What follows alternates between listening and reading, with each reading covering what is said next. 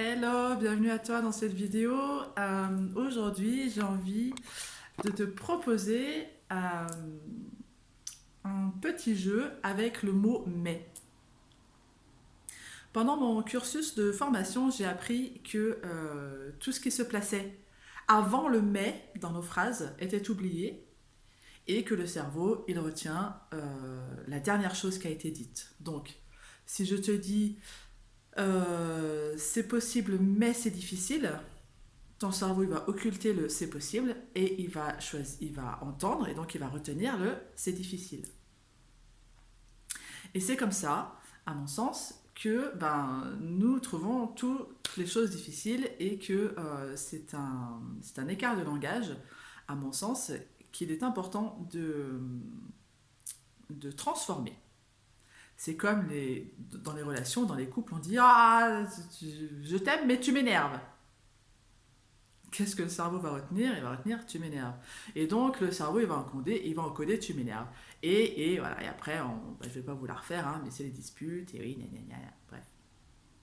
Donc moi j'ai envie de te proposer aujourd'hui un jeu pour switcher et changer les mots avec le mais.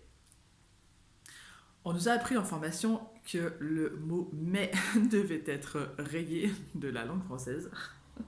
C'est un peu radical.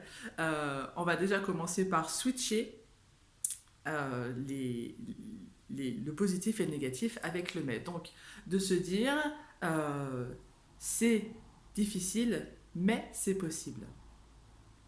Et déjà, dans les ressentis que tu as, on va faire un test. Je vais te dire la première phrase et je vais te dire la deuxième phrase. Et j'aimerais que tu fasses attention à ce que tu ressens lors de la première phrase et lors de la deuxième phrase. Donc, c'est possible, mais c'est difficile. Deuxième phrase, c'est difficile, mais c'est possible.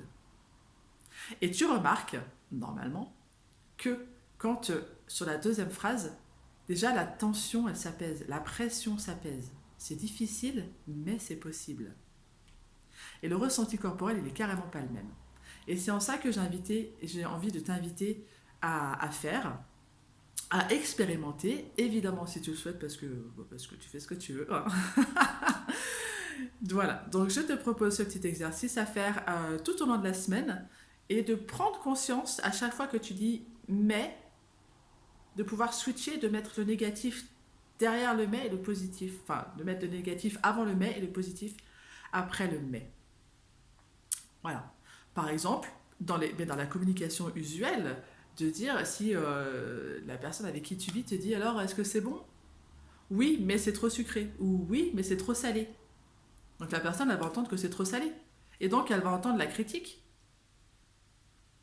Donc, comment pourrait-on dire à l'autre que oui, c'est bon, mais que à notre goût, à nous, c'est trop salé, sans pour autant la fâcher ou le fâcher, et s'en suivre des discussions interminables. Bref. Donc, alors, moi, je trouve que c'est trop salé, mais c'est bon. Et là, énergétiquement, c'est carrément pas la même chose.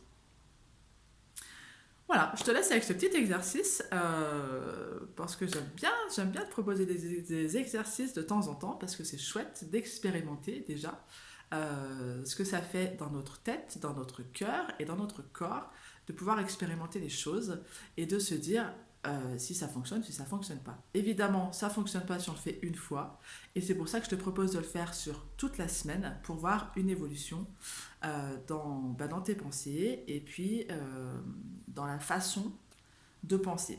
Parce que, en fait, si tu dis à ton cerveau que c'est possible mais c'est difficile, ton cerveau il va prendre difficile et il va dire c'est difficile donc on fait rien.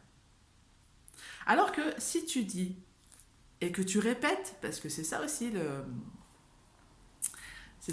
truc, c'est de répéter. Si tu dis c'est difficile, oui, c'est difficile, c'est ta réalité du moment. On est bien d'accord. C'est difficile, mais c'est possible. Et ton cerveau, petit à petit, il va entendre c'est possible.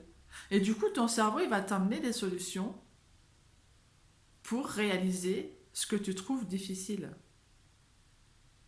Et petit à petit, alors évidemment pas sur une semaine, ça se fait sur le long terme, ça se fait quotidiennement, de se dire, ouais, c'est possible. Et ton cerveau, il va te mettre le focus sur les solutions que tu pourrais avoir pour réaliser ce que tu trouves difficile. Parce que le cerveau, il est complexe et il est aussi bien foutu, je trouve, parce qu'il ne faut pas non plus toujours lui mettre de la complexité sur le dos. Euh, et c'est juste une histoire de focus, en fait. Si tu focuses sur c'est difficile, ça va forcément être difficile. Et ça va être de plus en plus difficile, en fait. Alors que si tu focuses sur le c'est possible, alors tu vas avoir des solutions.